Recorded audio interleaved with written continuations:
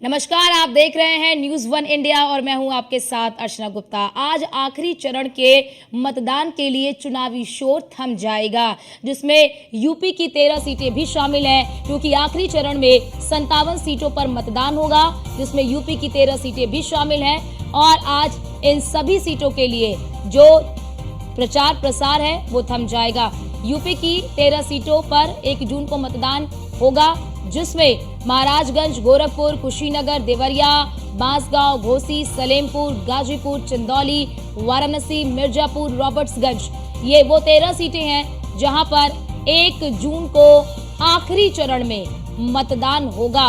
अपना दल S 2 seat पर चुनाव लड़ रही है, क्योंकि बीजेपी ने यूपी में 75 सीटें खुद के पास, यानी कि 75 सीटों पर वो चुनाव लड़ रहे हैं अकेले, और 5 सीटें अपने सहयोगी दल को दिया है उन्होंने, जिसमें 2 सीटें अपना दल यानी कि अनुप्रिया पटेल को दिया गया, अपना दल जो एस है उसे दिया गया है। मिर्जापुर और रॉबर्ट्सगंज जो है कि अपना दल को दिया गया है। 1 सीट सुभाषपा यानी कि ओपी राजभर की पार्टी को दिया है। वहीं 2 सीट की बात कर ले तो अन्य पार्टियों को दिया गया। 1 सीट जो है वो दिया गया है जो निषाद पार्टी है उनको दिया गया है। तो ऐसे में 5 सीटें बीजेपी ने अपने घटक दलों को दी है और 75 सीटें पर बीजेपी अकेले चुनाव लड़ रही है। अब ऐसे में क्योंकि बात कर ले ओम प्रकाश राजभर की पार्टी को 1 सीट मिली है, घोसी की सीट, जहां से ओम प्रकाश राजभर ने अपने बेटे अरविंद राजभर को चुनावी मैदान में उतारा है।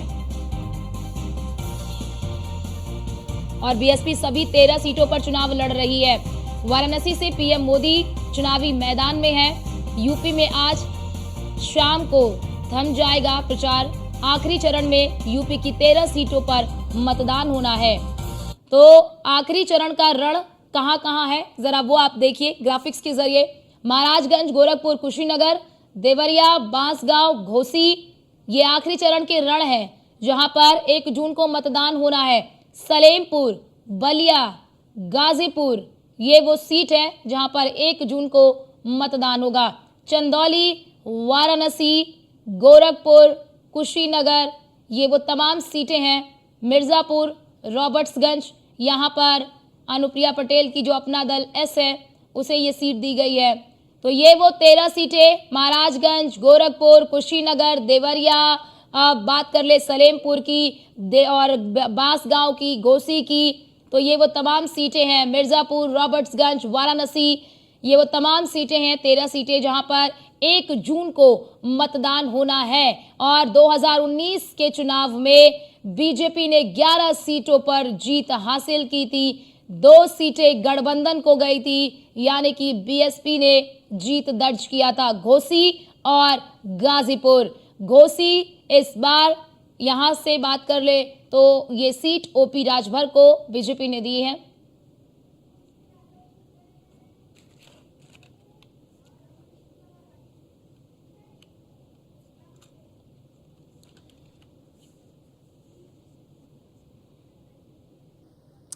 और आज क्योंकि आखिरी दिन है, तमाम दिग्गजों का जमावड़ा इन सभी जिलों में लगने वाला है। और तमाम जानकारी साझा करने के लिए हमारे साथ हमारे जो संवाददाता है वो ग्राउंड जीरो से हमारे साथ जुड़ चुके हैं। डीके यादव संवाददाता है, कुशीनगर से हमारे साथ जुड़ चुके हैं, और अमन शुक्ला वाराणसी से हमारे साथ जुड़ चुके हैं। पहले अमन आपके पास आऊंगी। वाराणसी सबसे हॉट सीट, सबसे चर्चित सीट, सबकी निगाहें वाराणसी पर। आज किस तरह यहाँ पर राजनीतिक पार्टियों का जमावड़ा होने वाला है पूरे दिन? बिल्कुल, जिस तरीके से यहाँ पे देखा जा रहा है कि काशी का सियासी गलियारा जो है गरमाया हुआ है। तमाम जो एनडीए के बड़े नेता है वो यहाँ पे अब डेरा डाल चुके हैं, और कहीं ना कहीं जितने भी दिग्गज चेहरे हैं एनडीए के या कहीं भारतीय जनता पार्टी के तमाम जो बड़े चेहरे हैं वो यहाँ पे डेरा डाल चुके हैं। और अब से कुछ ही घंटे बाद जो है यहाँ पे चुनाव प्रचार जो है इन सभी जगहों पे जो 1 दिन को जहाँ पे मतगणना होनी है वहाँ पे चुनाव प्रचार बंद हो जाएगा, समाप्त हो जाएगा, और कहीं ना कहीं धारा 144 संग कई धाराएं जो है लागू हो जाएंगी। इस तरीके से यहाँ पे देखा जा रहा है कि तमाम जो इंडी गठबंधन के भी नेता हैं यहाँ पे बड़े चेहरे हैं, और कहीं ना कहीं भारतीय जनता पार्टी के भी एनडीए गठबंधन के भी नेता यहाँ पे मौजूद हैं। और कहीं ना कहीं चुनाव प्रचार जब थम जाएगा तो उसके बाद कोई भी प्रचार नहीं होगा। प्रशासन हाई अलर्ट हो जाएगा, चप्पे चप्पे में वाराणसी में पुलिस रहेगी, और कहीं ना कहीं जिस तरीके से एसएसटी की टीम लगातार जो सड़कों पे दौड़ेगी, और कहीं ना कहीं रातों में भी कहीं ना कहीं गश्त होगा। जिस तरीके से यहाँ पे देखा जा रहा है कि गैदरिंग नहीं किया जाएगा यहाँ पे चाय पान की दुकान पे, और कहीं ना कहीं यहाँ पे जो चौराहे नुक्कड़ होते हैं वहाँ पे गैदरिंग नहीं किया जाएगा। 2 से 4 अमन, के क्योंकि लोग, आज 2 से 4 डेप्यूटी से सीएम लोग। केशव प्रसाद मौर्य भी वाराणसी में रोड शो करेंगे, और इसके अलावा कितने रोड शो बीजेपी की ओर से यहां आज वाराणसी में किए जाएंगे, कितने रोड शो, जनसभा, रैली जो विपक्षी पार्टियां यानी कि इंडी गठबंधन की ओर से की जाएगी आज वाराणसी में? बिल्कुल, देखिए मैं आपको बता दूं कि केशव प्रसाद मौर्य ऐसे तमाम जो बड़े चेहरे हैं वो वाराणसी के हर जगह से, जो हर प्रसिद्ध जगह है वाराणसी में, वहां से बाइक, कोई स्कूटी रोड शो निकाल रहा है, कोई बाइक शो रोड शो निकाल रहा है, कोई पैदल यात्रा निकाल रहा है।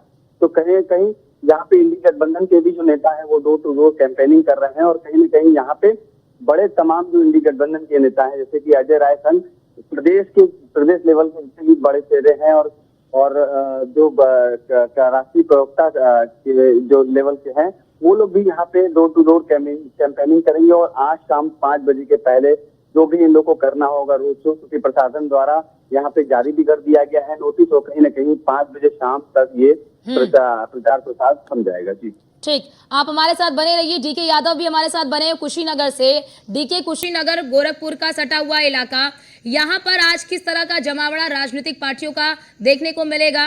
कौन कौन से दिग्गज आज यहाँ पर चुनावी मैदान में रैली, जनसभा, रोड शो, तमाम चीजें करते हुए नजर आएंगे? क्योंकि आज अंतिम दिन है और आज का दिन काफी महत्वपूर्ण है। तमाम वादे और तमाम जो कह लीजिए कि तो जो तमाम वादे करने हैं राजनीतिक पार्टियों को जनता से, वो आज करते हुए नजर आएंगे। लोकसभा चुनाव के जो चुनाव प्रचार के अंतिम दिन है और आज शाम को 6 बजे चुनाव प्रचार जो है थम जाएगा। हालांकि सबसे बड़ी बात ये करें तो कुशीनगर में आज जो रक्षा मंत्री है, केंद्रीय रक्षा मंत्री अभी राजनाथ सिंह, वो आ रहा है और वो जो है कि आके और भारतीय जनता पार्टी के जो प्रत्याशी हैं विजय दुबे, उनके पक्ष में वोट मांगने का काम करेंगे। अगर हम यहाँ सबसे बड़ी बात आपको ये बता देना चाहता हूँ कि जाति समीकरण पे कुशीनगर में जो चुनाव की बात अब इस समय सामने आई है, तो उसको देखते हुए जो कुशीनगर के ठाकुर हैं या पूरे उत्तर प्रदेश की बात कर रहे हैं, तो सबसे ज्यादा जो ठाकुर है वो राजनाथ सिंह के ऊपर विश्वास करते हैं। कहीं कहीं इसको भी साधने के लिए भारतीय जनता पार्टी ने इसका उपाय किया है और आज खुद राजनाथ सिंह की सभा कुशीनगर के रामकोला में अभी सुबह के 11 बजे होने वाली है और आएंगे। लगभग 1 घंटे तक राजनाथ सिंह यहाँ पर रहेंगे और भारतीय जनता पार्टी के जो वोटर हैं, जो भारतीय जनता पार्टी के प्रत्याशी हैं, उनको उनके पक्ष में वोट मांगने का प्रयास करेंगे। उन्हें कहेंगे कि भारतीय जनता पार्टी की जो भी उपलब्धियां नहीं है पिछले 10 सालों में, वो गिनाने का प्रयास करेंगे। साथ ही जो भी भारतीय जनता पार्टी के डैमेज होंगे, जैसे जातिगत समीकरण की बात करें तो ठाकुर कहीं न कहीं भारतीय जनता पार्टी से नाराज होता दिखाई दे रहा है, क्योंकि भारतीय जनता पार्टी में ये दिखाई दे रहा है कि केवल जो है कि ब्राह्मण क्षेत्र ही दिखाई दे रहा है। तो इस चीज को लेकर कहीं न कहीं इस डैमेज को भी राजनाथ सिंह कंट्रोल करने का प्रयास करेंगे, लुभाने का प्रयास करेंगे। और इसके अलावा भी बात करें तो कई दिग्गजों का जो है कि आप देखे होंगे पिछले जिस दिन से प्रचार प्रसार शुरू हुआ था और आज अंतिम दिन है, ये लगातार जारी है। सबसे ज्यादा जो है भारतीय जनता पार्टी अपने वोटरों को लुभाने के लिए हर तरह के जो है कि चाहे वो रोड शो हो या फिर जो है कि जनसभाएं हो या फिर डोर टू डोर जो है कि भ्रमण हो, सब चीजें भारतीय जनता पार्टी लगातार कर रही है। कहीं ना कहीं भारतीय जनता पार्टी को भी यह एहसास हो गया है कि उससे जो है कि भारतीय जनता पार्टी के चाहे उसके जो यहाँ से सांसद जीत के गए और वो फिर जो है कि आए ही नहीं, लगातार जो है कि पिछले 4 साल 4.5 साल तक जो है कि लगातार रहे। तो इस चीज को देखते हुए वोटर नाखुश है और इसको मनाने के लिए भारतीय जनता पार्टी प्रयास कर रही है। हालांकि अन्य जो गठबंधन के लोग हैं वो भी जो है कि इसका प्रयास कर रहे हैं और लगातार उन लोगों के द्वारा अखिलेश यादव की भी जनसभा परसों रही,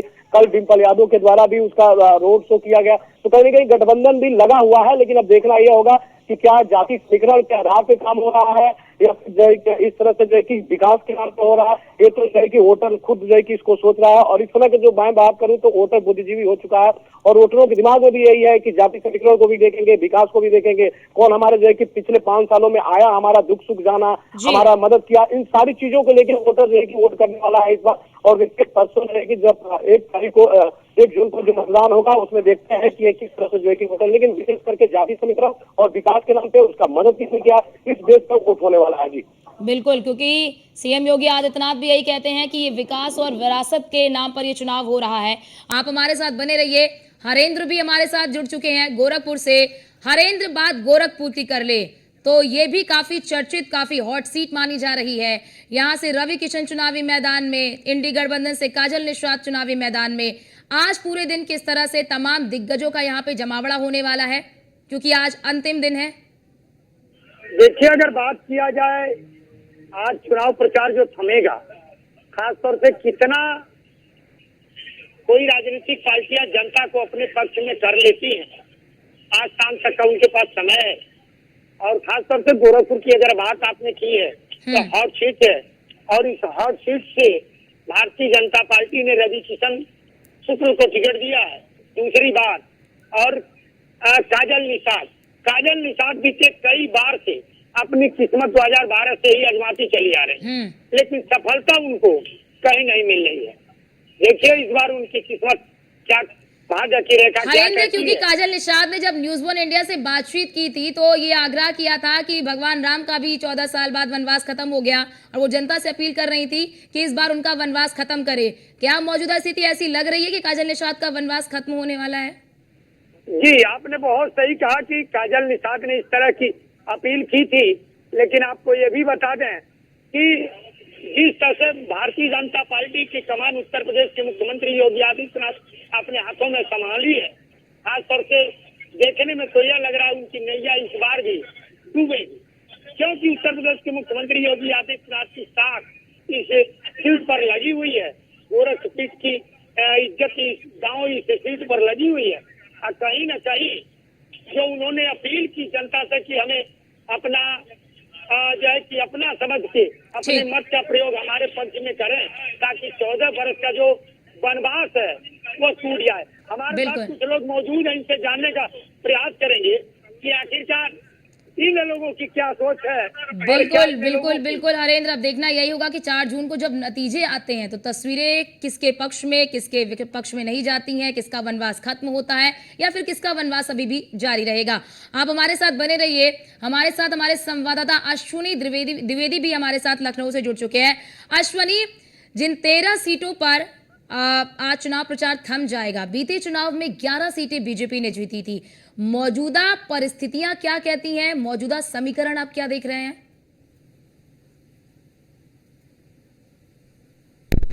बिल्कुल, आज 13 सीटों पे उत्तर प्रदेश जो लोकसभा चुनाव होना है उसके लिए आज जो है चुनाव प्रचार थम जाएगा शाम 5 बजे। उसके बाद कहीं ना कहीं अब ये तय होगा कि आखिर कौन अपना विजेता होगा, कौन रण में बाजी मारेगा। 13 सीटों पर अब आखिरी चरण में चुनाव होना है, जिसमें गोरखपुर, बलिया, देवरिया, कुशीनगर, राबर्टगंज, साथ ही साथ बांसगांव, गाजीपुर, घोसी तमाम सीटें हैं जो शामिल हैं।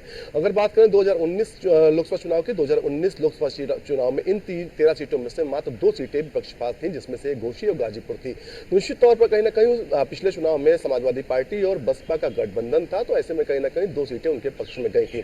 लेकिन इस बार का समीकरण कुछ अलग है। इस बार के चुनाव बड़ा ही दिलचस्प है, क्योंकि अभी तक कोई भी एक तरफा चुनाव का दावा नहीं कर सकता। तमाम जानकार जो राजनीति के हैं वो इस बार कहीं ना कहीं संशय में बने हुए। उनका कहना है कि चुनाव अजीबोगरीब हो रहा है, कहां कुछ क्या हो जाए ये कहा नहीं सकता। हालांकि कुछ सीटें हैं जिन पर कहीं ना कहीं भाजपा की दावेदारी मजबूत है, जिसमें से वाराणसी है, प्रधानमंत्री चुनाव वहां लड़ रहे हैं, इसके बाद गोरखपुर है की सीट है।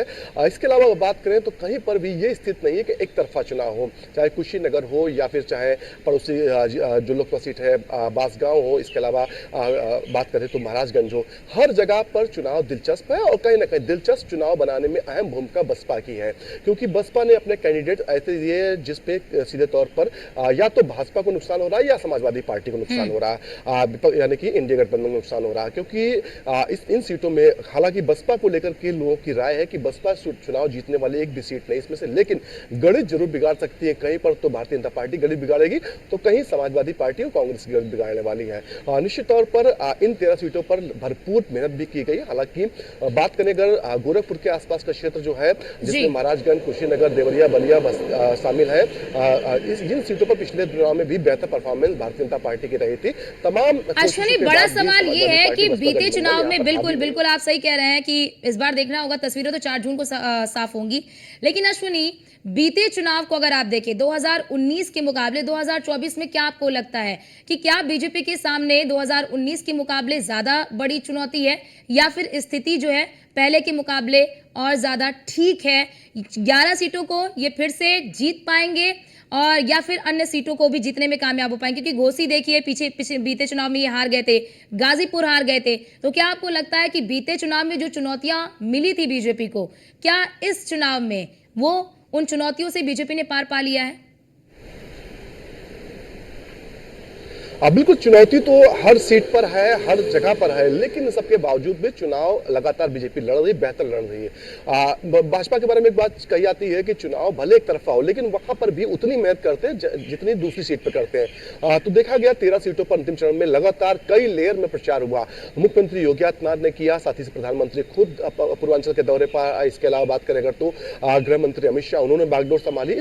इसके बाद अगर बात करें तमाम दिग्गज नेता केंद्र से, जो भारतीय जनता पार्टी की या उत्तर प्रदेश की, वो लगातार डेरा डाले हुए हैं और कहीं ना कहीं इन सीटों को साधने की कोशिश की जा रही है। कुछ सीटें हैं जिसमें घोषी है, जिसमें मान लीजिए वहां पर जो राजभर है, समाज का अच्छा खासा वोट है, वहां पर अरविंद राजभर को वहां से टिकट दिया गया, जो सहयोगी पार्टी है सुभाषपा, उसके कैंडिडेट है।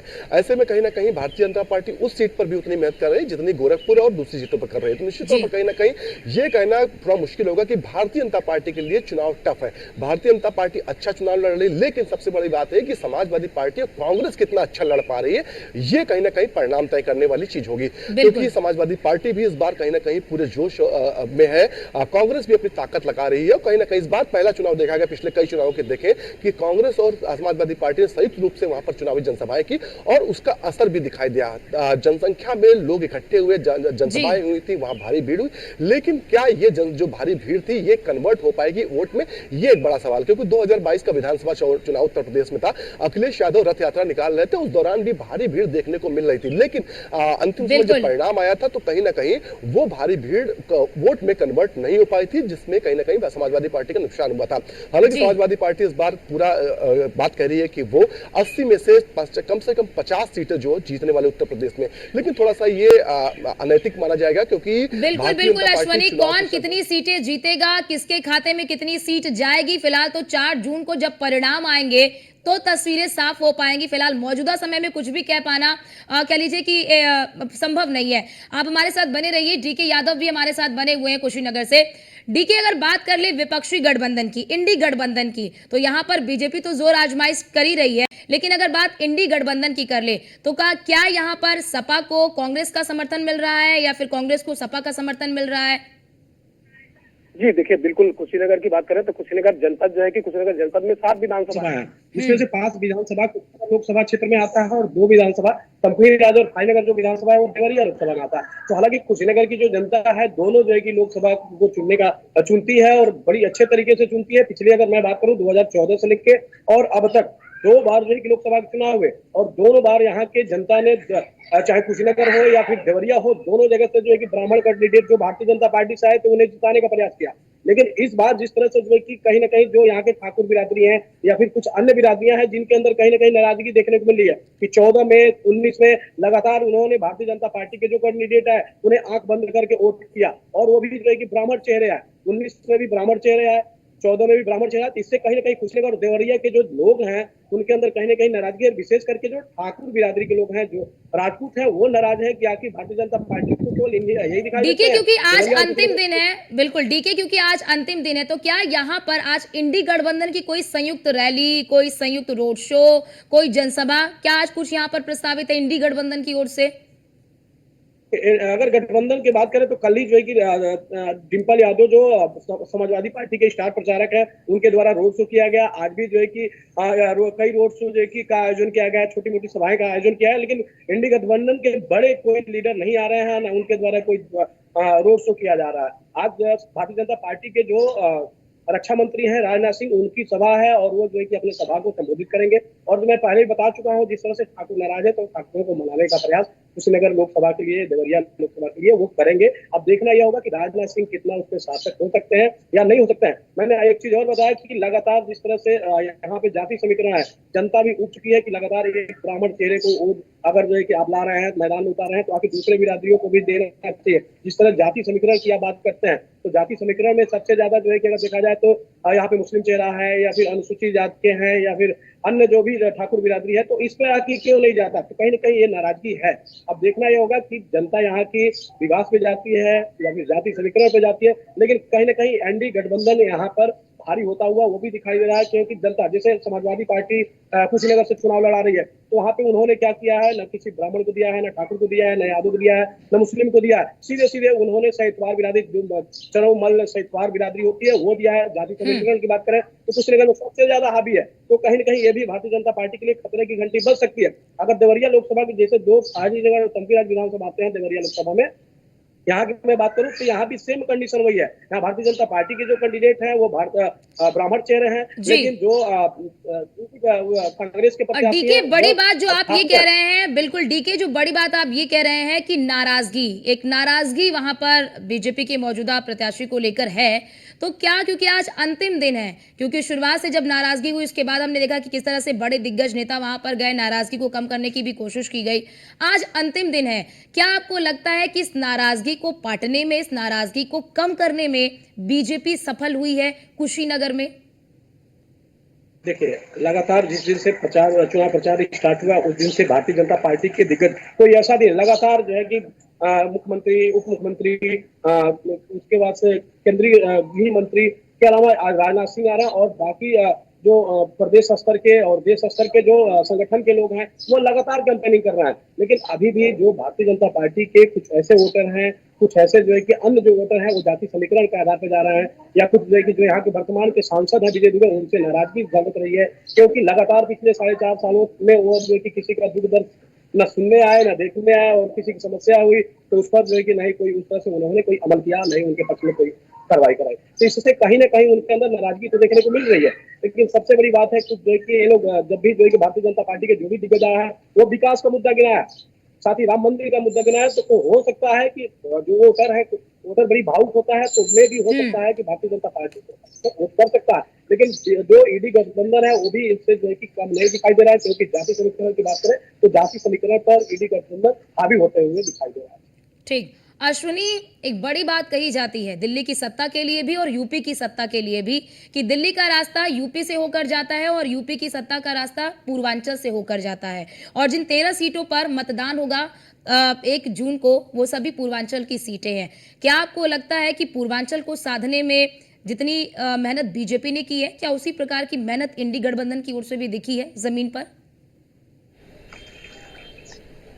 बिल्कुल, इस बार का चुनाव काफी दिलचस्प रहा है। दिलचस्प चुनाव यूं रहा है क्योंकि सिर्फ भारतीय जनता पार्टी हमेशा देखा जाता है कि मेहनत बहुत ज्यादा करती है चुनाव के दौरान, लेकिन इस बार कहीं ना कहीं समाजवादी पार्टी और कांग्रेस गठबंधन जो उत्तर प्रदेश में, उसने भरपूर मेहनत की और कहीं ना कहीं ये जनता को भरोसा देने वाले काम किया कि वो बेहतर कर सकते हैं। हालांकि जनता के पास तमाम मुद्दे होते हैं, उनका फायदा किससे हो रहा है ये जरूर वो ध्यान में रखती है, क्योंकि उत्तर प्रदेश सरकार या केंद्र सरकार ने पिछले साल 10 सालों में, केंद्र सरकार ने पिछले 7 सालों में उत्तर प्रदेश सरकार ने क्या कुछ किया, कहीं ना कहीं वो भी काफी महत्वपूर्ण होता है। कानून व्यवस्था एक बड़ा मुद्दा था। पूर्वांचल की बात होती है तो कानून व्यवस्था की बात होना बहुत जरूरी है। यही वो जिले हैं जहां पर एक समय था कि माफिया राज होता था और कहीं ना कहीं बूथ कैप्चरिंग बड़े लेवल पे होती थी चुनाव के दौरान में।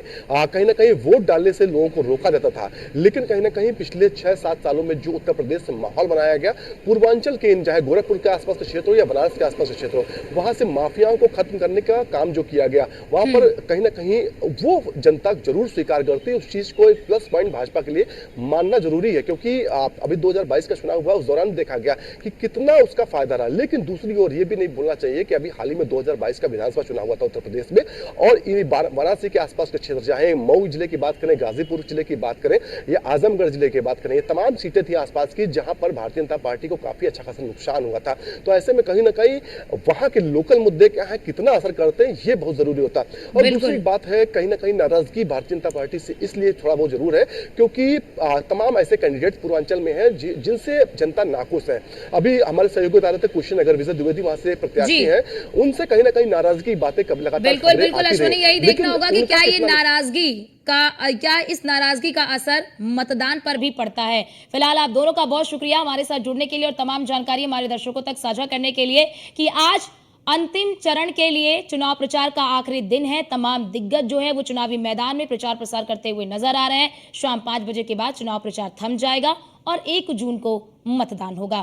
फिलहाल के लिए इस बुलेटिन में इतना ही। बाकी देश और दुनिया की तमाम खबरों को देखने के लिए आप बने रहिए न्यूज़ 1 इंडिया के साथ। नमस्कार।